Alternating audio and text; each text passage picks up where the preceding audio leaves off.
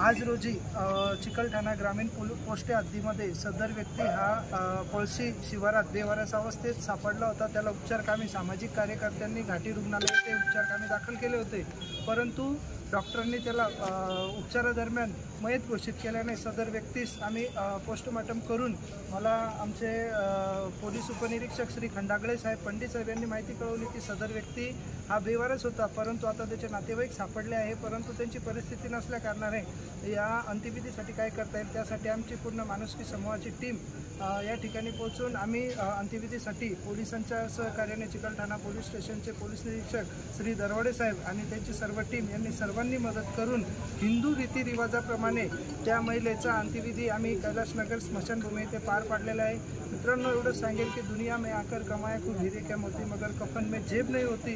हाच तो कफन इथे जेब नसते, परंतु अशा कामात एखाद्याच्या अंत्यविधीसाठी आणि एखाद्याच्या शेवटच्या क्षणासाठी मदत कार्य करायला खूप मोठं धाडस लागतं आणि त्यांच्या खंडागळे साहेबांनी दाखवल्याबद्दल त्यांचे मी आभार मानतो। आणि अंत्यविधी हा पूर्ण रीतसर झाला आणि त्या महिलेला आर्थिक मदतसुद्धा आम्ही सर्वांनी केलेली आहे आणि यातूनच हे सर्व तुमचं सर्वांमुळे शक्य होतं।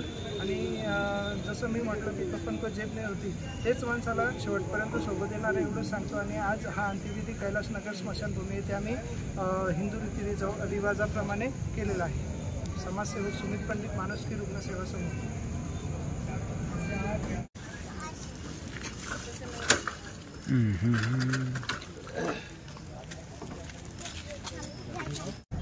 बाबुराव खंडागळे, पोलीस उपनिरीक्षक, पोलीस स्टेशन चिकलठाणा। दिनांक 26/6/2024 रोजी संध्याकाळच्या वेळेस किसादेवी चौफुली येथे एक इसम बेशुद्ध अवस्थेत तिथं मिळून आला। त्यास तिथल्या सामाजिक कार्यकर्त्यांनी घाटी दवाखाना येथे त्याला उपचाराकामी दाखल केले। दाखल केल्यानंतर त्यावर दिनांक 30 रोजीपर्यंत उपचार चालू होते। 30 रोजी त्याचं तो मरण पावलेला आहे आणि तो आजारी असल्यामुळं आणि तो परराज्यातील असल्यामुळं त्याची ओळख पटणे पण फार अवघड होते।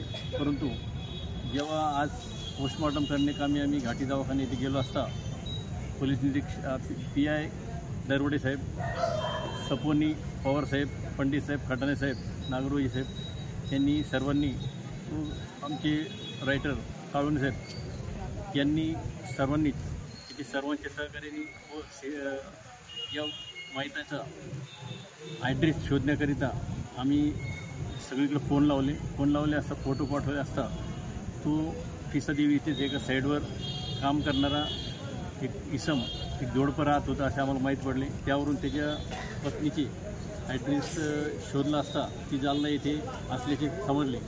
तिचा संपर्क नंबर घेऊन तिच्याशी संपर्क साधून तिला आज रोजी घाटी दवाखाना येथे बोलावून तिला ती बॉडी दाखवली असता तिने यास ओळखले व ते माझेच पती आहे। तर तिचं नाव रामसिंग लक्ष्मण गायकवाड असे असून वय 54 वर्षे होते। तर ते ओळखल्यानंतर मग तिला सांगितलं अंत्यविधीसाठी आपल्याला कुठं न्यायची बॉडी, तर ती म्हणली माझी तशी परिस्थिती नाही आहे, माझी छोटे 2 मुलं आहे आणि माझा पती हा नेहमी पिऊन फिरत बसायचा, मला त्रास पण होता त्याच्यापासून आणि त्याच्या त्रासाने मी 1 महिन्यापूर्वीच जालना येथे मुलाबाळासह निघून गेले होते। आणि आज रोजी मला कळल्यानंतर मी इथे आल्यानंतर आमची माणुसकी रुग्णसेवा यांच्या माध्यमातून आज तिचं या मैताचं अंत्यविधी कैलाशनगर स्मशानभूमी येथे आमचे गायकवाड यांच्या सहकार्याने व आमचे इतर स्टाफ यांच्या सहकार्याने आज त्या मैताच्या पत्नी व तिची 2 मुले यांच्यासह एक हिंदू रीतिरिवाजाप्रमाणे अंतिम संस्कार करण्यात आलेले आहे व अंतिम संस्काराची आम्ही सुमित भाऊ पंडित तसेच चिकलठाणा पोलीस स्टेशनचे आम्ही व सर्व आमचे स्टाफ यांच्या सहकार्याने आज त्या बाईची परिस्थिती अशी होती की तिला संभाजीनगर येथे जालन्याहून येण्यासाठी सुद्धा किरायाला पैसे नव्हते, परंतु मी तिला सांगितलं